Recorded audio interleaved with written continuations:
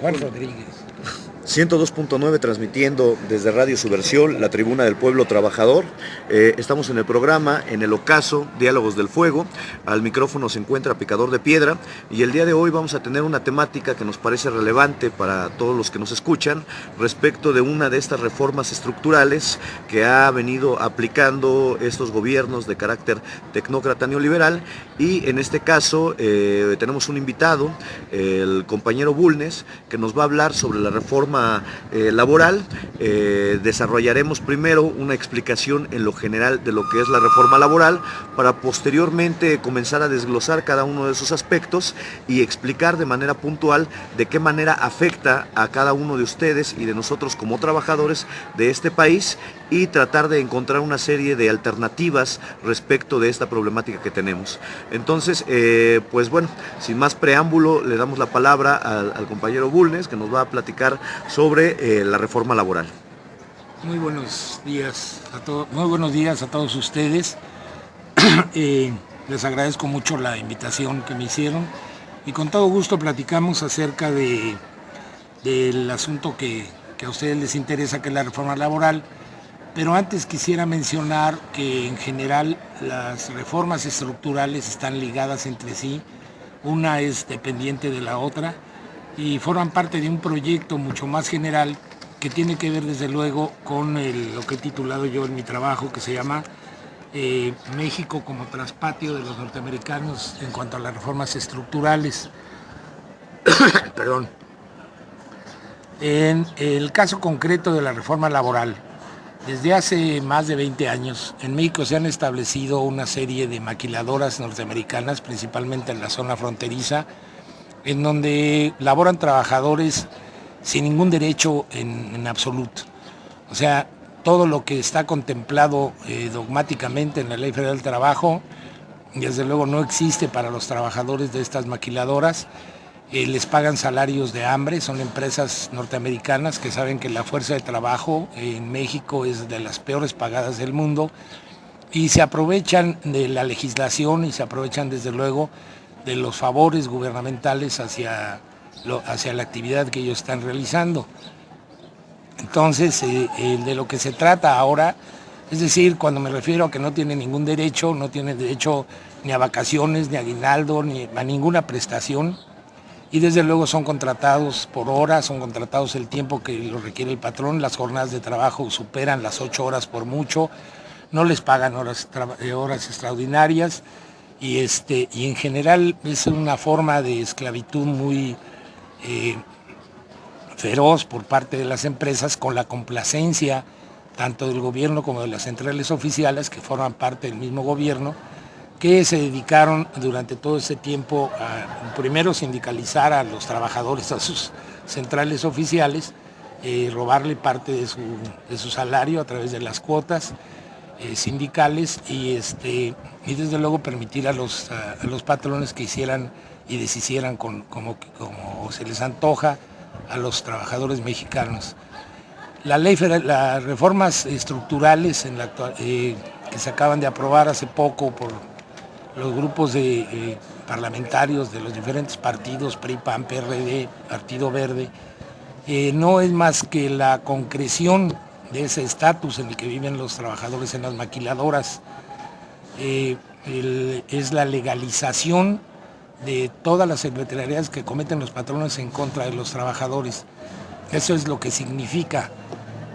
Muchos estudiosos, muchos académicos han comentado durante mucho tiempo que la Ley Federal del Trabajo actual era preferible a las reformas estructurales que se están planteando, lo cual desde luego demuestra una enorme ignorancia con respecto a lo que es la Ley Federal del Trabajo y con respecto a lo que es la legislación laboral en México. Hay que partir de la idea de que la Ley Federal del Trabajo actual, con las reformas, sin las reformas, es una copia fiel del Código di Lavoro de Benito Mussolini.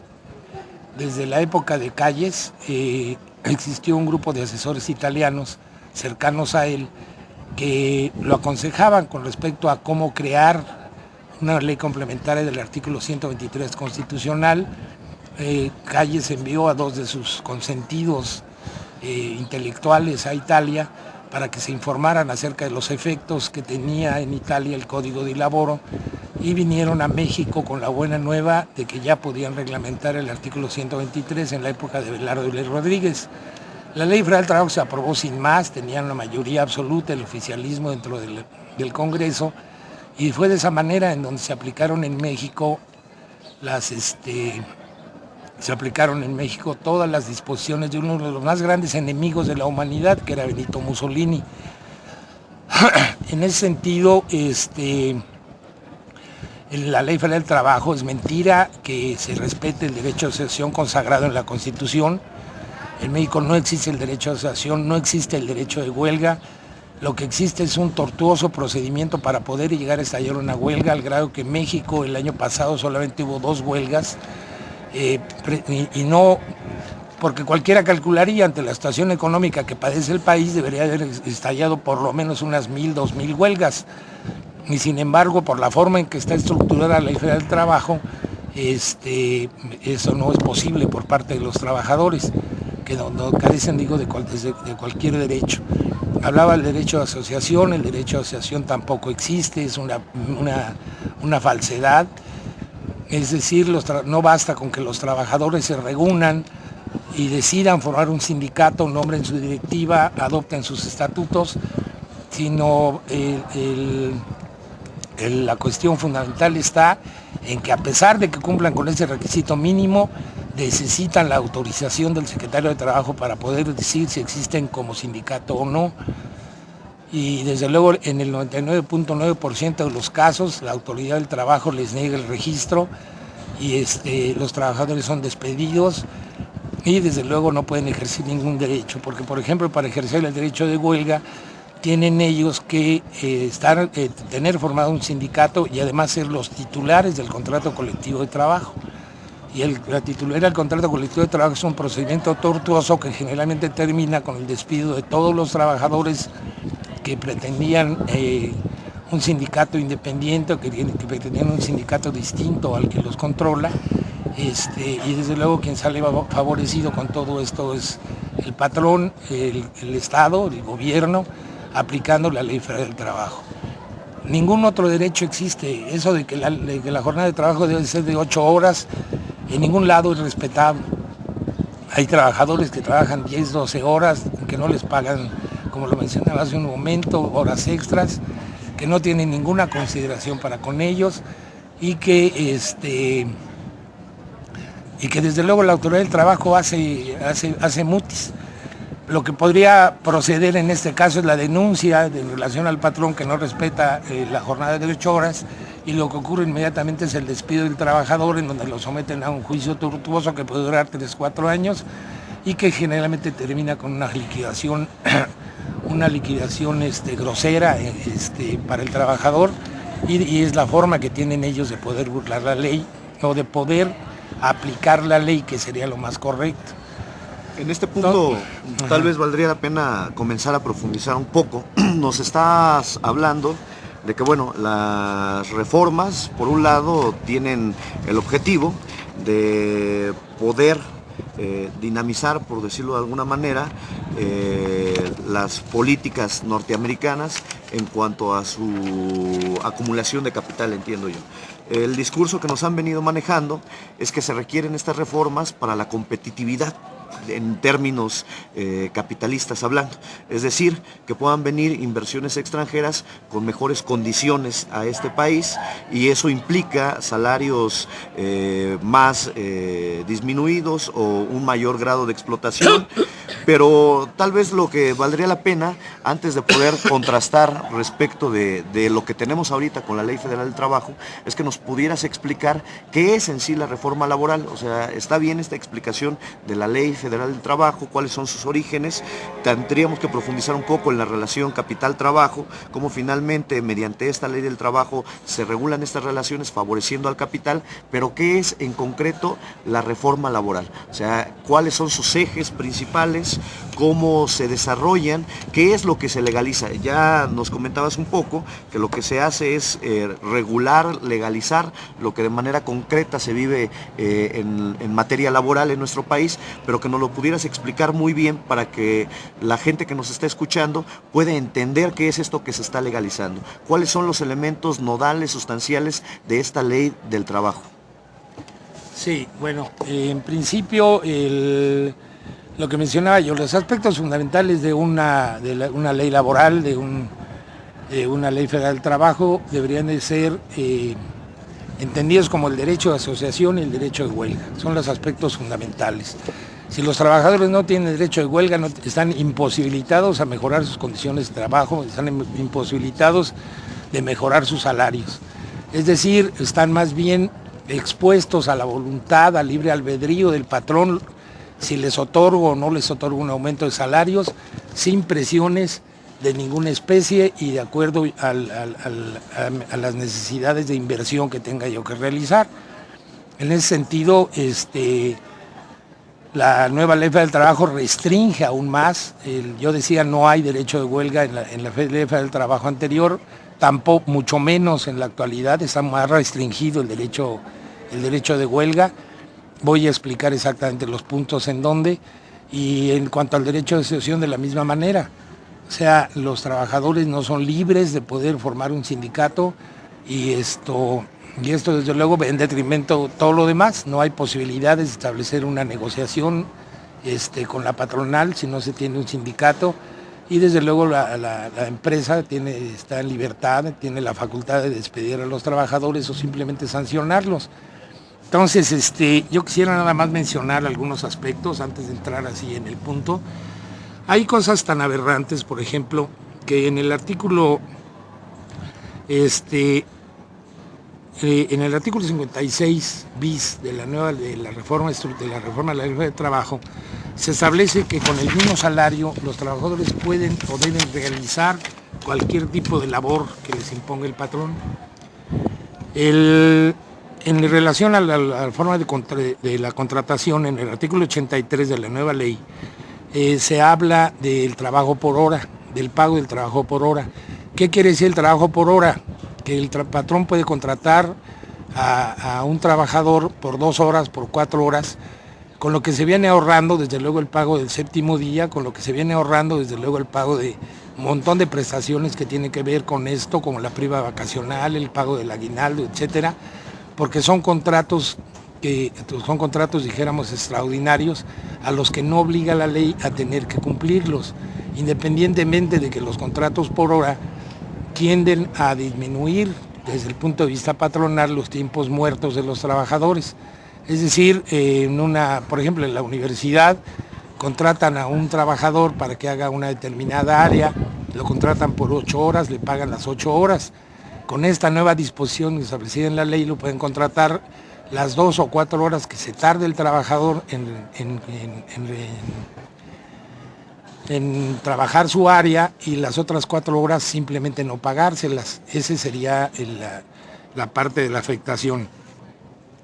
Esto no es nuevo, lo mencionaba, porque por ejemplo en la Universidad Autónoma Metropolitana y en la Universidad Nacional Autónoma de México, que es la máxima casa de estudios del país, existen desde siempre, hagan de cuenta 50, 60 años, los profesores de asignatura, a los que les pagan por hora. Más del 80% del personal académico de la UNAM son profesores contratados por hora. En la UAM existe la forma del profesor de tiempo parcial, al que le pagan, hagan de cuenta, lo contratan 15 horas y les pagan 8 horas, no las 40 horas que establece la ley y que desde luego establece el propio contrato colectivo de trabajo. Y en muchas empresas existe eso, en los centros comerciales, en muchos lados existe la contratación por hora para poder birlarle a los trabajadores las prestaciones a que tendría derecho en el caso de estar contratado por una jornada completa. Los artículos 153 y 154 me parece que son de los más graves en contra de los trabajadores, pues en ellos se habla acerca de la obligación que tienen los trabajadores de capacitarse. Esto existe en la actual Ley Federal del Trabajo. pero existe como obligación de los patrones el darle capacitación a los trabajadores. Y desde luego en beneficio de los trabajadores, porque al capacitarlos pues, van a aumentar su rendimiento, van a aumentar sus capacidades, va a aumentar la productividad en beneficio exclusivo del patrón. Así debe entenderse la capacitación dentro de un sistema económico como el que padecemos. En el caso actual de las reformas a la Ley Federal del Trabajo, se establece que todos los trabajadores están obligados a capacitarse, que si el trabajador no quiere capacitarse debe demostrar un certificado para poder mantenerse en el trabajo y en el puesto en donde se encuentra. En el caso de que el trabajador se someta a una capacitación, va a haber un centro regulador por parte de la Secretaría de Trabajo que va a dar la capacitación, y el trabajador que apruebe la capacitación podrá en un momento determinado ascender a una categoría superior, pero el trabajador que no apruebe la capacitación que da la Secretaría de Trabajo queda despedido por parte de la empresa, pierde su trabajo. Esto no es nuevo, esto es una propuesta de hace muchos años que se dio en la Universidad Nacional Autónoma de México en ocasión del Congreso Universitario de 1990, en donde un grupo de profesores, con lo que luego fueron consejeros de la Presidencia de la República, propusieron que ningún profesor en ese momento era definitivo y que tenía que someterse a un examen para comprobar si las condiciones en que obtuvo su definitividad todavía permanecían o no.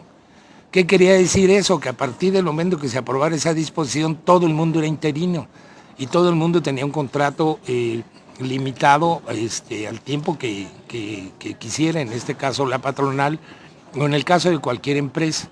Entonces es someter es lo mismo que ocurre en el caso de los maestros, por eso decía yo, y voy a abundar sobre ello, que está ligada a la reforma educativa con la reforma laboral. Los profesores que no aprueben un examen de los que les imponga la SEP, es causa inmediata de despido.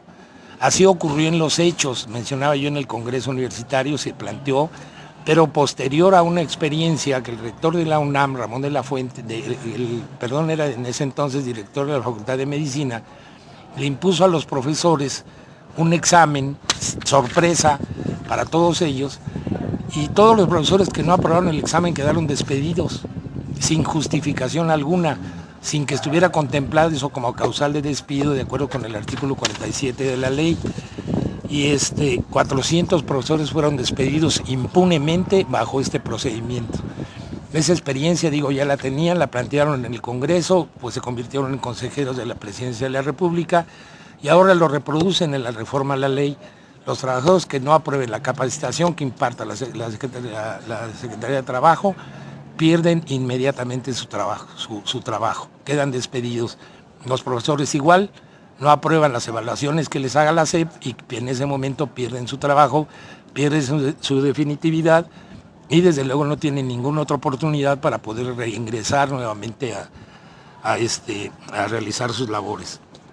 Hay una parte que no tiene desperdicio, que dice que las promociones, el artículo 154 de la reforma dice que los patrones estarán obligados a preferir en igual de circunstancias a los trabajadores mexicanos respecto a quienes no lo sean. Y le añadieron, y quienes les hayan servido satisfactoriamente por mayor tiempo. ¿Qué quiere decir esto? Que queda en manos de los patrones los ascensos y las promociones, de la gente servil, de la gente agachona, que llegue con el patrón, le caiga bien, le limpie los zapatos, le vaya a comprar los cigarros.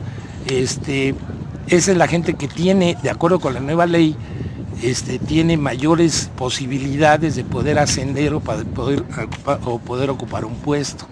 Todos los derechos escalafonarios de los trabajadores se pierden bajo este nuevo concepto, bajo esta nueva legislación.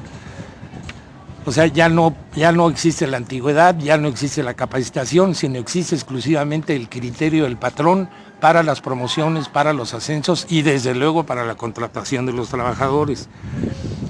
Hay una parte en donde nadie lo ha notado, por lo menos nadie lo ha mencionado, que es el que se refiere a la modificación o a la supresión que hicieron de un párrafo en el mismo artículo 154 de la ley, en donde dice que si existe contrato colectivo si existe contrato colectivo y ese contiene cláusula de admisión, La preferencia para ocupar las vacantes o puestos de nueva creación se regirá por lo que disponga el contrato colectivo y el estatuto sindical.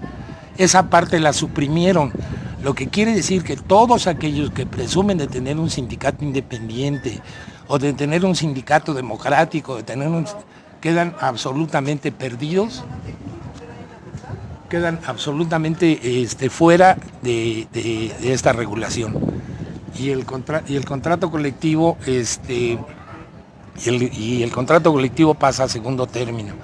Y es el caso de todos los sindicatos, por ejemplo, universitarios, en donde a pesar de que exista sindicato, a pesar de que esté contratada la cláusula de exclusividad, lo desaparecen de la ley y les imponen esta nueva reglamentación. Y esto lo comento porque había muchas personas que pensaban que las reformas a la ley no iban a afectar a los sindicatos ya creados. Y esta es una prueba patente, objetiva, todos los afecta.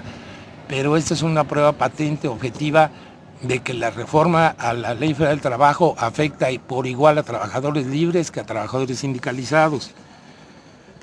Desde luego, el artículo 159 se habla de que las vacantes definitivas serán asignadas a aquellos trabajadores que demuestren mayor productividad.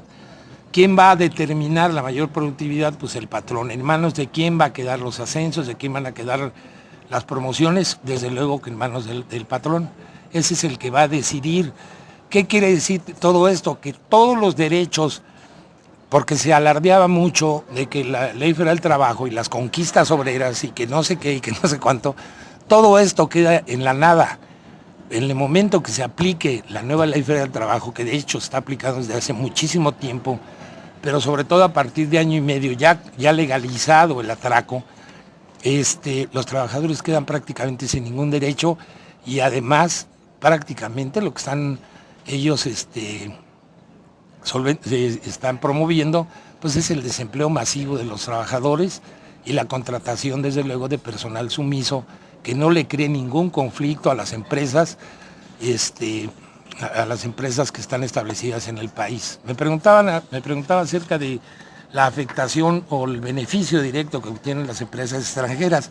Bueno, pues a partir de la firma del Tratado de Libre Comercio, en México se han establecido una cantidad inmensa de empresas extranjeras, principalmente norteamericanas, que son los que tienen prácticamente el control absoluto de la economía nacional, que se han establecido en todos los diferentes ramos de la economía y que lo podemos ver así muy sencillamente a nivel del comercio, al menudeo, con el establecimiento de los Walmart, de los Home Depot, a costa de la desaparición de muchas empresas o pequeñas empresas o microempresas de nacionales que se dedicaban al comercio, al menudeo y que son controladas ahora por las grandes cadenas corporativas norteamericanas, que son las que hacen y deshacen no solamente con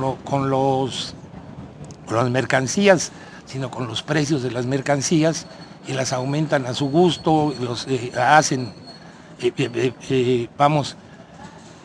ocupan el mercado mexicano, lo acaparan en beneficio exclusivo de ellos, pero además ahora tienen una nueva ley que les permite hacer y deshacer exactamente lo mismo que en el mercado, hacer con los trabajadores mexicanos.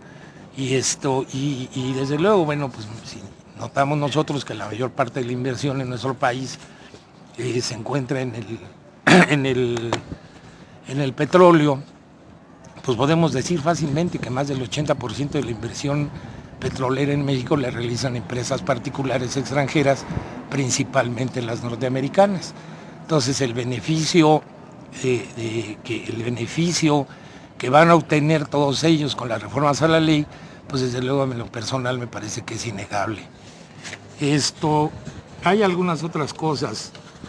Mencionaba yo en relación con el derecho de huelga, el artículo 123 constitucional en su fracción 16 señala que tanto los obreros como los empresarios tendrán derecho para coaligarse en defensa de sus respectivos intereses, formando sindicatos, asociaciones profesionales, etcétera. Pero con la reforma este derecho queda nulificado al aumentar los requisitos para que los trabajadores puedan organizarse libremente en sindicatos. Los requisitos que les aumentaron actualmente es: tú existes como sindicato tienes que demostrarme cada 3 meses que el padrón de socios es correcto. ¿Cómo puede un sindicato de 10,000, 20,000, 5,000 trabajadores tener al día el padrón de sus afiliados? Resulta una labor casi imposible. Y el no cumplimiento de estas y de otras disposiciones llevan directamente a la pérdida del registro sindical. Cualquier sindicato que encuentre que tiene problemas para poder justificar su existencia, corre el riesgo enorme con la nueva ley de desaparecer como tal.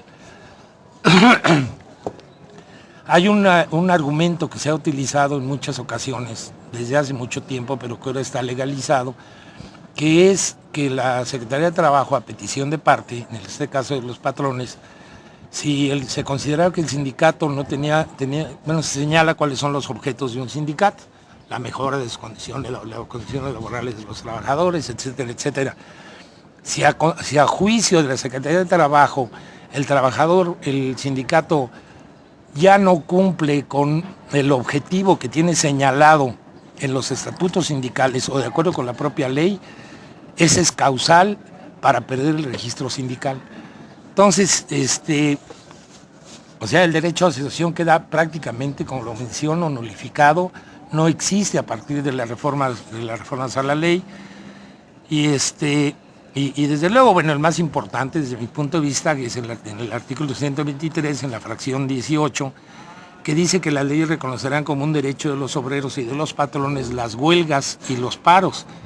Pero resulta que con la modificación de Calderón y aceptada por todos los partidos políticos, el artículo 937, servicios públicos de esta ley, señala que si la huelga se prolonga por más de 60 días, sin que los trabajadores hayan sometido el conflicto a la decisión de la Junta, el patrón o los terceros que acrediten su interés, en cualquier momento podrán solicitar por escrito se inicie el arbitraje. O sea, ¿qué es el arbitraje? El arbitraje es poner en manos de un juez, que en este caso es el gobierno, la decisión sobre la justificación o no de una huelga, sobre la existencia o no de una huelga, pero sobre todo es la que decide, en último término, el arbitraje decide si las peticiones de los trabajadores son justas o no. Y yo quiero que alguien me diga quién es el Estado, quién es la Secretaría de Trabajo, para poder confiar en ellos con respecto a su juicio de que si es justa o no es justa la huelga, si tiene razón o no tiene razón. En ese sentido, el derecho de huelga queda nulificado, basta con que los patrones esperen que transcurran 2 meses, 60 días, para someter al arbitraje obligatorio la huelga, y entonces la Junta Federal de Conciliación en el caso de los asuntos locales o la Junta Federal en el caso de los asuntos federales serán los que decidan acerca del futuro de la huelga o acerca del futuro del propio sindicato. Y la podrán, a petición de parte. ¿Qué quiere decir eso, a petición de parte? Porque dice a petición de los terceros. ¿Qué quisiera decir esto? Que, por ejemplo, nuevamente pongo el ejemplo de las universidades. Si un grupo de alumnos se organiza y solicita a la Junta el arbitraje obligatorio, ese es suficiente elemento para que la Junta intervenga y para que la Junta decida sobre si la huelga debe continuar o debe terminarse, y desde luego la propia autoridad sea la que decida en qué términos debe de concluirse. Pues, si le parece, vamos a un corte musical. Regresamos, estamos transmitiendo en el 102.9 de FM, Radio Subversión, la Tribuna del Pueblo Trabajador, y les dejamos el número de cabina, que es el 67 12 63 46. Repetimos, 67 12 66 63 46, para que nos puedan mandar sus comentarios, sus opiniones, y bueno, regresamos en unos momentos. 1, 2, 3... Pues seguimos transmitiendo desde el 102.9 Radio Subversión, la Tribuna del Pueblo, y bueno, regresamos con esta discusión respecto de la reforma laboral que se está implementando en el país, y bueno, queremos ahora profundizar un poco sobre estos ejes que nos has comentado, y que de alguna u otra forma nos hacen referencia a la polivalencia, a la flexibilidad laboral.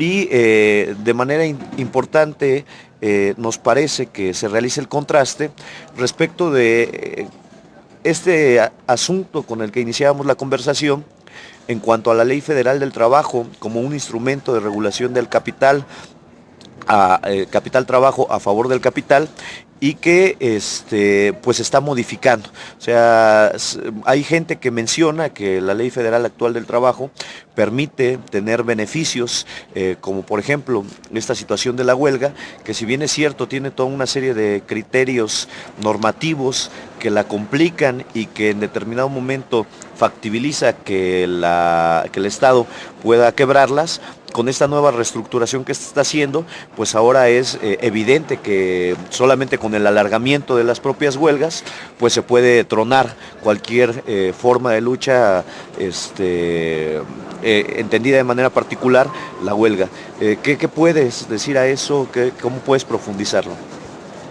Bueno, en principio yo no le reconozco ningún beneficio a la Ley Federal del Trabajo, ni mucho menos a las reformas, por el lado de que es tan sencillo como que la nueva Ley Federal del Trabajo, como que la Ley Federal del Trabajo ha generado 60 millones de mexicanos en la extrema pobreza. ¿De qué beneficio podemos hablar de una Ley del Trabajo que no ha resuelto ningún problema y que desde luego se encuentra cargado del lado del capital? Entonces, el simple hecho que a lo mejor a ustedes como estudiantes no les parece, o como no les afecta directamente, el simple hecho de que los trabajadores tengan que ir con la autoridad a solicitar un registro para su existencia como sindicato, a final de cuentas significa el control corporativo de los trabajadores. Y no solamente eso, sino que desde el punto de vista jurídico, la personalidad la adquiere exclusivamente a partir de la toma de nota que le dé el funcionario, el funcionario del trabajo en ese momento.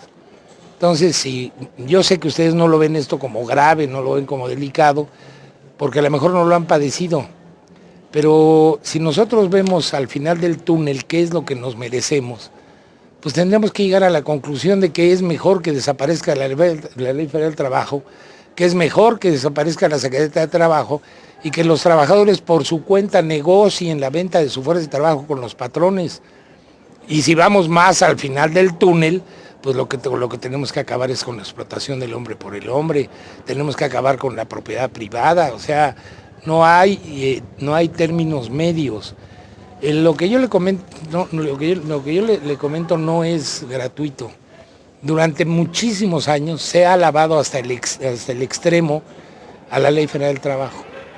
Incluso se le ha querido presentar como una conquista de los trabajadores.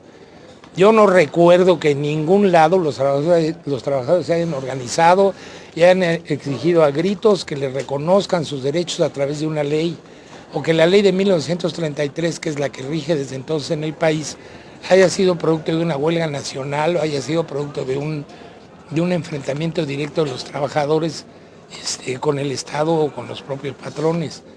Es una ley que viene de arriba, dictada de arriba, ante el desconocimiento de los propios trabajadores, ante la nula participación de los trabajadores en su elaboración y desde luego hecha a favor de quien la hizo, que son los patrones, que es el propio gobierno, en beneficio de ellos mismos. Que ellos a través de la historia hayan descubierto que existen lagunas o que existen algunos aspectos que no lo regularon en su momento, pues, ellos en la medida en que detentan el poder, pues están en posibilidades de poder modificarlo. En el año de 1980 hubo una serie de reformas a la ley, concretamente que afectaban el derecho de huelga, en donde les impusieron una serie de que por donde se iban colando en los huecos que había dejado la ley, se iban colando la existencia de sindicatos independientes. Llegaron a abundar en México en los 70s las luchas por la independencia sindical. Muchos sindicatos se crearon, había una central que no se llamaba central o que se negaba a llamar central de sindicatos independientes, que era la Unidad Obrera Independiente, que tenía afiliados a más de 400 sindicatos independientes con comités ejecutivos independientes que negociaban con sus patrones. La mayoría de ellos fueron corrompidos, la mayoría de ellos fueron desaparecidos y terminó hecho un guiñapo. ¿Cómo? Pues a partir de las modificaciones a la ley de 1980, en donde era imposible casi que los trabajadores pudieran cumplir con imposible que pudieran cumplir con todos los requisitos que se establecieron en esa ocasión para evitar el derecho de huelga. Simplemente acabaron con el derecho de coalición, porque los trabajadores podían reunirse, 20, 40 trabajadores, somos una coalición, emplazamos a huelga y estaba permitido por la ley. Desaparecen el derecho a coalición, desaparecen los sindicatos independientes y desaparece cualquier signo de oposición de parte de los trabajadores, con respecto a los patrones.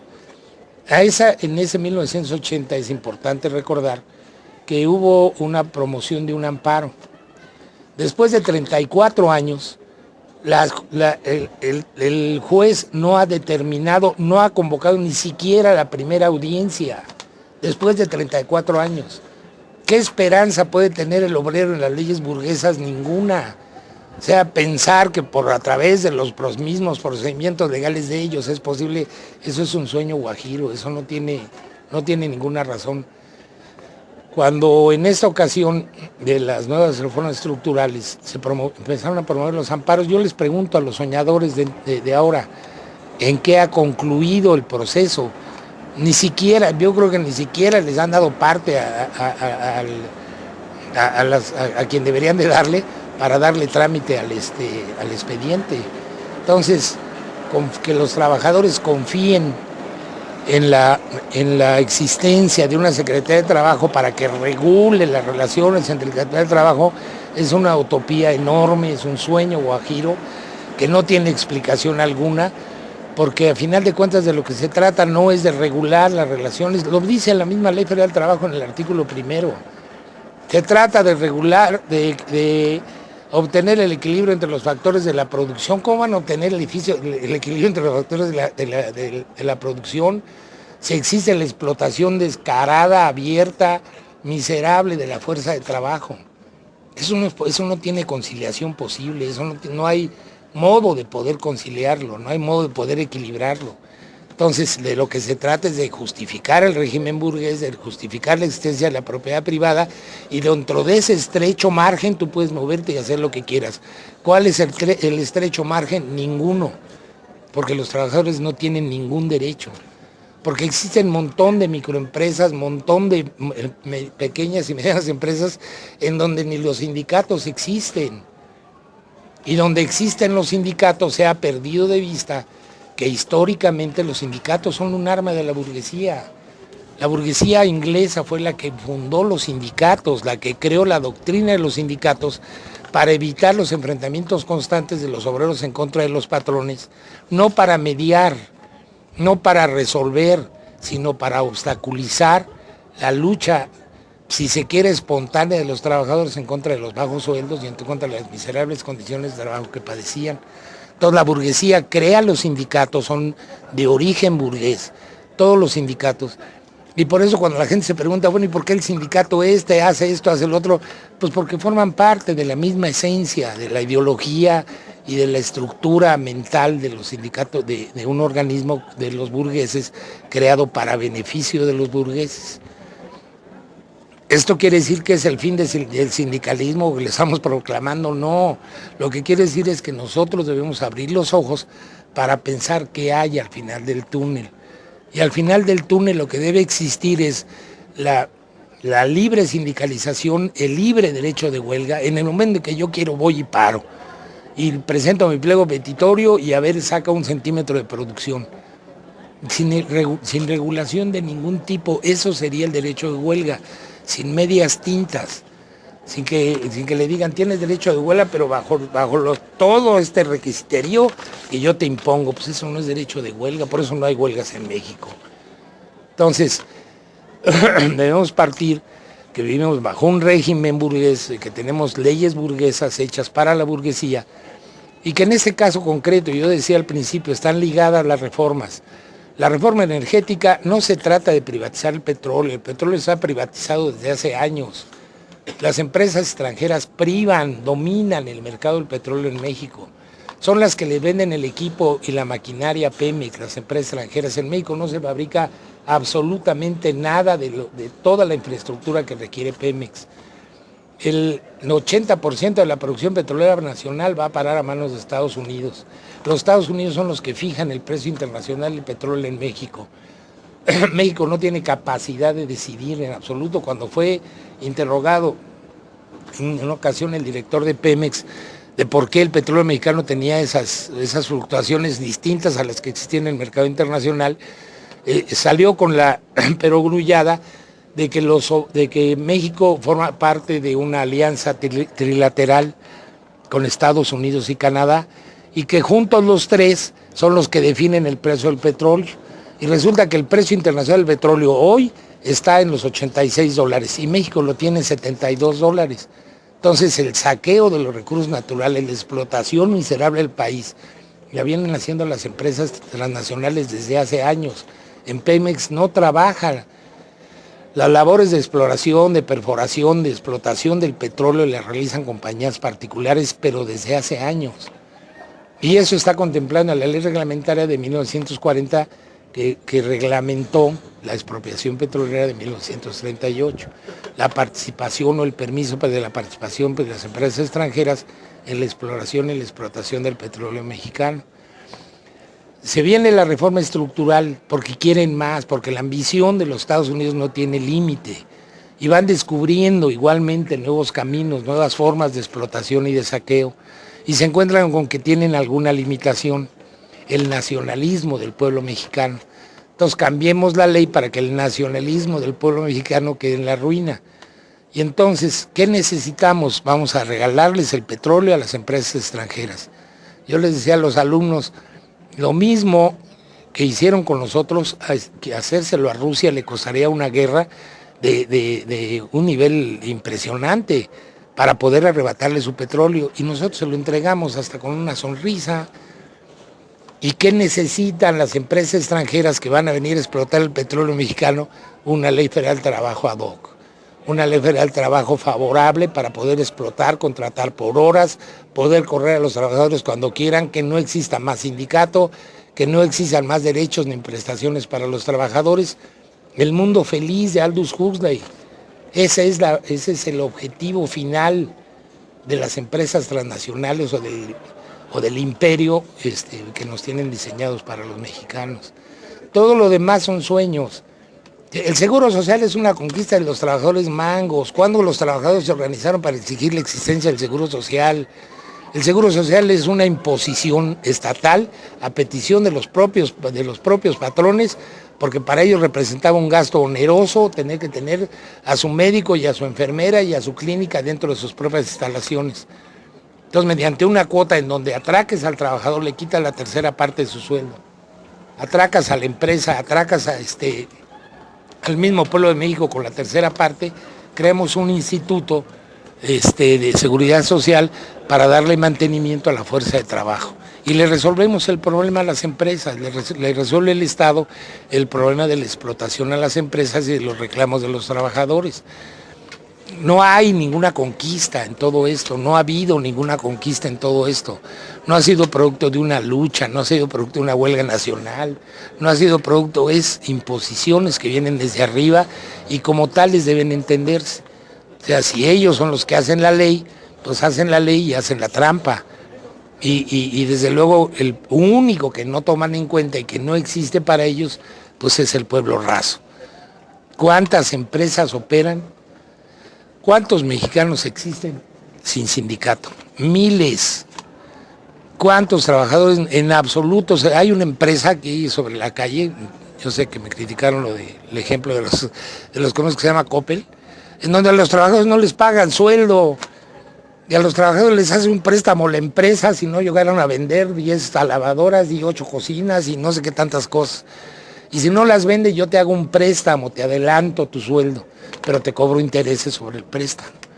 Y entonces, si a determinado tiempo, un mes, 2 meses, no recuperas el sueldo o el préstamo que yo te hice, quedas despedido porque nunca fuiste mi trabajador.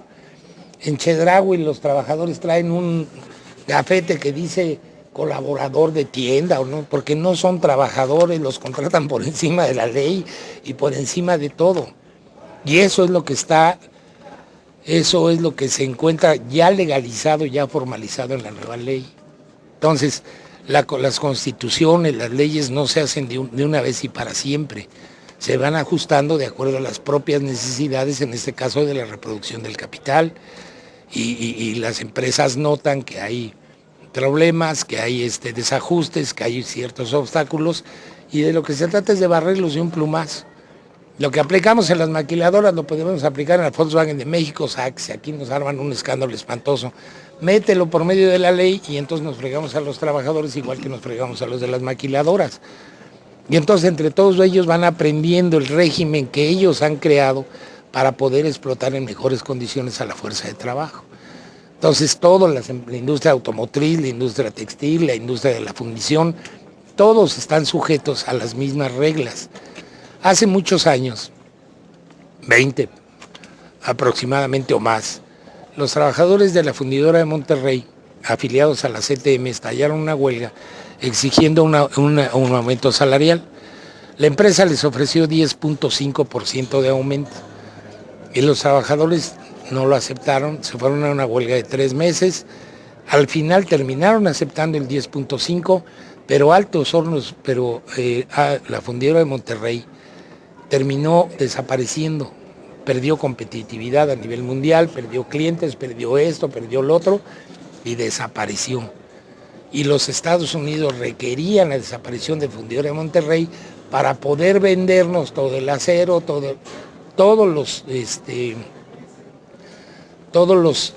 los elementos para la existencia incluso de la misma industria de la construcción en México. ¿De qué sirvió la CTM? No solamente como un traidor a los intereses de los trabajadores, que ese ha sido su papel desde el principio, sino fundamentalmente como un traidor al interés nacional.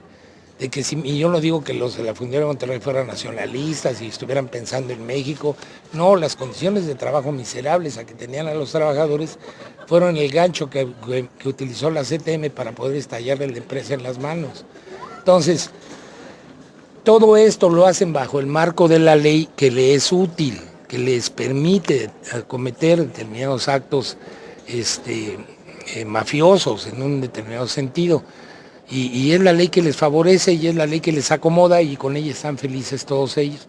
Y seguramente al día siguiente que la aprobaron encontraron, se nos olvidó esto otro y se nos olvidó esto otro. Bueno, pues acumulémoslo para que dentro de 3 o 4 años propongamos una nueva reforma a la ley. ¿Qué ha ocurrido con la ley del Seguro Social y con lo del ISSSTE? El primer año y ahí muere, y vamos a modificar todo el régimen de pensiones, el régimen de jubilaciones. Y pasaron a perjudicar a todos los trabajadores que dedicaban 25 o 30 años a laborar en una empresa. Les aumentaron los años de edad, les aumentaron los años de servicios para poder ahorrarse el tener que pagar pensiones antes de tiempo, de acuerdo a los cálculos del propio capital. Pero al año siguiente les pareció poco y volvieron a modificarla, y al año siguiente ya viene una amenaza de una tercera, cuarta modificación a la ley. ¿Para qué? Para beneficiarlos, porque siempre, les vuelvo a decir, existen recovecos que no aprecian en el primer momento, pero que conforme a la experiencia y el intercambio de opiniones entre ellos, lo pueden realizar. Es tan sencillo, no sé si tenga alguna otra pregunta, pero la idea sería tratar de concluir en términos de lo que significa eso que venimos hablando, y desde luego cuál es la solución o la propuesta de solución a todo esto, ¿no? Sí, yo creo que con el objetivo de clarificar un poco más respecto de lo que nos has venido comentando, a partir de tus participaciones podemos ubicar que en efecto esta Ley Federal del Trabajo no funciona para el trabajador, toda vez que está inserta como un instrumento que favorece al capital. Podríamos tal vez poder abundar que todas estas condiciones de explotación, todas estas condiciones desfavorables para el trabajador se insertan, se enmarcan en el sistema o en el modo de producción capitalista. O sea, el problema es el modo de producción, que es el capitalismo, y que lo que busca es poder acrecentar sus niveles de ganancia, de acumulación, ¿no? Para poder seguir compitiendo frente a otros capitalistas, y en esa lógica lo que se tiene que hacer es generar mayor explotación para tener mayores recursos. En este sentido, creo que vale la pena, desde un marco histórico, entender que esta ley ha sido expuesta como un instrumento de beneficio a los trabajadores en un marco histórico que se conoció como el Estado benefactor, ¿no? o que sirve para el Estado benefactor, y que en los hechos son políticas o mecanismos clientelares que permiten, por un lado, que una élite política en un Estado particular se pueda sostener, y que ese Estado, a su vez, depende de los intereses y de las líneas que la burguesía da, ¿no? Yo creo que eso le permite dar como más claridad a la gente que nos escucha, en el sentido de decir, porque tú decías, bueno, lo que tenemos que hacer es que los trabajadores se puedan asociar de manera libre, puedan demandar o irse a una huelga sin mayor restricción, sin que ninguna estructura reguladora esté ahí, que además sabemos que está a favor del capitalismo, que se tendría que abolir el sistema de explotación y demás. Sin embargo, en este contexto del modo de producción capitalista y con un Estado al servicio de la burguesía, eso es imposible.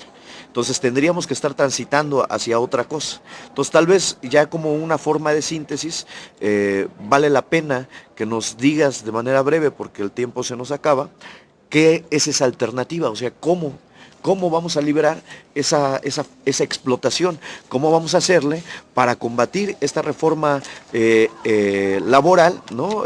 Que de alguna manera agudiza más todavía las condiciones de explotación que ya se manifestaban en la propia Ley Federal del Trabajo, cuando con el Estado benefactor lo que se genera es un corporativismo que lo que hace es maniatar, es sujetar a los trabajadores bajo estas dinámicas, pero ahora todavía se agudiza más, porque es el patrón, ahora a partir de estos criterios que ya nos mencionaste, quien podrá también incidir de manera directa en los trabajadores. ¿Qué alternativas tenemos? ¿Para dónde se tendría que caminar? ¿Cómo se puede abolir este sistema de explotación llamado capitalismo? Bueno, en principio es necesario mencionar que que la respuesta en el año de 1980 a las modificaciones a la ley fue una respuesta masiva por parte de los trabajadores. El 1 de mayo de 1980 se concentraron por primera vez en años cientos de trabajadores independientes, pero que no tuvo ningún futuro, porque a lo que deberían de haber llamado era justamente a la huelga nacional. Y a nadie se le ocurrió, o a todo el mundo le dieron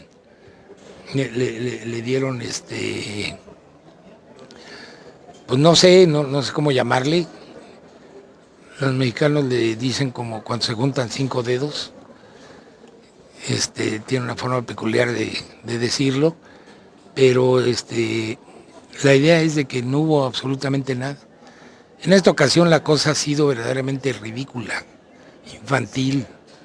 No ha habido respuesta de parte de los trabajadores, o mejor dicho, los pocos trabajadores organizados en México tuvieron una respuesta que desde luego no respondía a las necesidades del momento. Llegaron a decir, podemos llegar incluso hasta ampararnos, o sea, poner en manos de la legislación burguesa la satisfacción de las necesidades de los obreros, que es un absurdo en la sociedad actual. Pero no hubo ningún planteamiento serio, de ninguno, ni siquiera, bueno, los partidos políticos, sobre todo el que se llama de izquierda, se observaba a leguas que no entendían, porque ninguno de ellos ha trabajado nunca en su vida, ninguno de ellos ha sido obrero, ni ha sido trabajador jamás. Yo no los conozco que algún día hayan tenido que cobrar un salario por un trabajo en un lugar determinado, a ninguno de ellos. Y no la entendían, no la comprendían, y las medidas que adoptaron fueron a más de tibias, ridículas, ¿no? Pararse en el Congreso de la Unión con una manta, llamando a una huelga nacional imposible, y tomando la tribuna, y que a final de cuentas terminó en nada, porque el acuerdo ya existía de antemano entre los tres partidos más más grandes reconocidos por el propio Estado. Entonces, y lo que debe haberse llamado justamente era la Organización del Pueblo de México.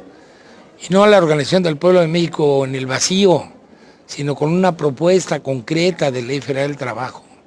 Eso es por lo que, para el que me ha querido escuchar, eso es lo que he pregonado desde hace 20 años. Porque desde hace 20 años viene anunciando la nueva ley y la nueva ley y la nueva ley.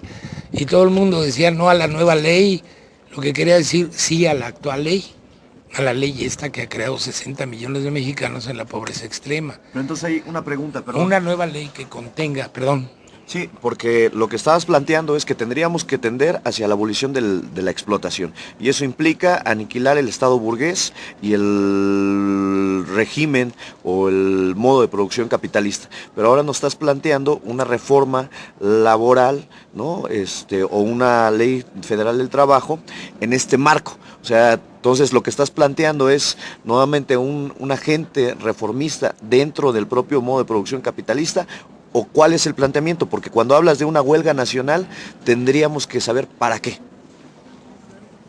Sí, yo decía que en principio, si nosotros vemos al final del túnel, nos encontraremos con el fin de la explotación del hombre por el hombre. Y si no tenemos esa idea, esa convicción, si no vemos hacia ese futuro, pues será imposible cualquier medida que adoptemos, no tendrá ningún sentido. Entonces los trabajadores deberían de llevar a cabo la elaboración de un proyecto de una nueva ley federal del trabajo, en donde como punto fundamental esté la desaparición de las juntas locales y federales de conciliación y arbitraje, en donde como punto fundamental los trabajadores no tengan que solicitar en absoluto el registro de un sindicato o de una asociación, y como requisito fundamental que los trabajadores sean libres de hacer huelgas en el momento que existe una controversia, una discusión con el patrón. Es decir, en el socialismo no se acaba la relación obrero-patronal. Es un sueño quien lo plantea de esa manera. En el socialismo subsiste durante un determinado tiempo la relación obrero-patronal. Y así lo dictaban las políticas de la nueva, así lo dictaba Lenin en las nuevas políticas, en la nueva política económica, en la NEP. Y era necesario que los trabajadores trabajaran, y era necesario que existieran o que subsistieran las empresas estatales al lado de las empresas privadas. En algunos países, en uno concretamente, el 70-80% de las empresas son públicas, pero subsiste al lado de empresas privadas que se requieren dentro de los proyectos de planeación. Se requiere que existan para que cubran aspectos que no pueden cubrir todas las empresas públicas. En ese sentido, es necesario elaborar un proyecto de una nueva ley, dárselo a conocer a la población y que la población lo defienda, y que la población lo defienda con la huelga nacional, pero una huelga nacional acordada con todo el pueblo de México, definida con todo el pueblo de México, para que pueda tener posibilidades de éxito. Y no les llamemos reformistas, el reformismo es otra cosa. El reformismo es limpiarle la cara al sistema, el reformismo es darle viabilidad al sistema aún en las peores condiciones de explotación, es paliar los problemas, es desconocer qué se encuentra al final, o no solamente desconocerlo, sino negarlo. Llamémosle de transición. Si nosotros vemos en una perspectiva amplia cuáles son las necesidades del pueblo mexicano en ese sentido. Por ejemplo, veamos el caso de Pemex. Decimos no a la privatización de Pemex cuando Pemex está privatizado hasta el calcetín. ¿Cuál es la propuesta para el caso de Pemex? Que sean los mexicanos los que regulen la actividad petrolera del país y los que decidan sobre su destino. ¿A quién consultó el delegado mexicano que asistió a las reuniones con Rusia, India y con Arabia Saudita para decir que no había acuerdo con respecto a disminuir la producción de petróleo? ¿Qué mexicano se enteró? ¿A qué mexicano consultaron? En el caso de la deuda externa, ¿cuándo los mexicanos fueron avisado siquiera de que estaba contratando deuda externa a niveles estratosféricos. Los mexicanos ni se enteraron más que cuando les dijeron tenemos que aumentar los precios, los impuestos, las tarifas, los derechos, todo porque tenemos una deuda impagable con la banca extranjera. Entonces, darle esa facultad al pueblo de México de poder decidir y de poder tener principio, participio en todas las grandes decisiones nacionales. Y en la medida en que los mexicanos vayamos recuperando soberanía en todos los diferentes aspectos de la vida, pues en esa misma medida estaremos construyendo un futuro que va a culminar obligadamente en el fin de la explotación del hombre por el hombre. Entonces, son conceptos que probablemente requerirían una mayor discusión, un mayor análisis, pero que todos están contemplados dentro de un proyecto que existe y pero que todo el mundo ha prestado oídos sordos, no quiere escuchar, no lo quiere entender, y pues de esa manera seguimos dando vueltas, ¿no? Para muchos ya acabó la reforma educativa, ya se culminó, ya se tiene que implementar, y sin embargo yo todavía veo a los maestros de Guerrero, a los maestros de Oaxaca, a los maestros de Michoacán que están en contra de la reforma educativa, y entonces el problema no ha finalizado ni lo de la ley, ni lo de la ley laboral, la ley energética, la ley educativa, la reforma fiscal, no han concluido. Y no quiere decir que porque lo aprobaron el pueblo de México ya no tiene opinión y ya no tiene que decir. Entonces lo que necesitamos es tener propuestas asimilables por la mayor parte de la población, correctas, justas, científicas, para que la gente pueda caminar por ese sendero, ¿no? Pues bueno, finalmente nos hablas de un proceso de transición, ¿no? Entendido en esta nueva ley que permita el avance de la población, de los trabajadores, pero nos faltaría nada más saber hacia qué, o sea, transición hacia qué, o sea, hacia un sistema político, hacia un sistema económico particular, o aún no hay definición. ¿Cuál sería en tu concepto hacia ese tránsito, hacia qué? Bueno, hay un filósofo alemán que no sé si ustedes conozcan, que se llamaba Carlos Marx, que decía que al final del camino nos vamos a encontrar con que el sistema económico se va a derrumbar necesaria y obligadamente en base a que las crisis del propio sistema son cada vez más profundas. Y llegó un personaje todavía más avispado que él, que se llamaba Vladimir Ilich Lenin, no sé si han oído hablar de él, y que decía, efectivamente el sistema se va a caer, pero requiere que le demos un empujón. Y si los mexicanos no estamos dispuestos a darle el empujón, yo no sé qué crisis más vamos a esperar para que cuando la gente de plano no tenga que comer, cuando la gente de plano no tenga que vestir, cuando la gente de plano no tenga ni cómo moverse, que viven el desempleo más miserable, que no tengan ni siquiera la posibilidad de agarrarse del petróleo para decir van a mantener las escuelas, van a mantener van a mantener lo que le llaman el presupuesto social del Estado benefactor, porque se les va a agotar, porque el pleito que traen el Cuauhtémoc Cárdenas con el actual presidente de México es ¿qué va a pasar con la renta petrolera? Porque de la renta petrolera es donde vivían toda la burocracia y donde se llenaban las bolsas y les pagaban a los partidos y les pagaban a todo el mundo. En la medida en que la renta petrolera va a pasar enteramente a manos del capital extranjero, pues tienen que aumentar los impuestos salvajemente o ver de dónde sacan recursos para poder mantener a la burocracia, para poder mantenerle sus privilegios y para poder mantenerle sus ventajas. ¿Cómo? A partir de apretarles el cuello a la población, de ahorcarlos, de sumirlos en la pobreza más miserable que se pueda conocer. Y si nos vamos a esperar hasta ese momento, bueno, pues aguantamos eso y aguantamos más. El presidente del Fondo Monetario Internacional, Michael Kambdesus, en 1985 declaró: no se conoce una crisis más profunda en toda la historia de la economía internacional como la que ha padecido México. Y no se conoce un solo pueblo que la haya resistido tan valientemente como el pueblo mexicano. ¿Quién sabe qué nos quiso decir? Pero yo me imagino que nos dijo algo muy feo. Y quiere decir que aguantamos eso y más. Y lo que necesitamos es darle organicidad, darle un programa y desde luego esa decisión por cambiar las cosas, ¿no? En el caso de la reforma laboral, les digo, la vienen aplicando todo el mundo callado, todo el mundo se hace el oxiso, los intelectuales, los académicos, aquí no pasa nada, y sin saber que están en riesgo su trabajo, que está en riesgo su misma manutención, la de ellos y las de su familia.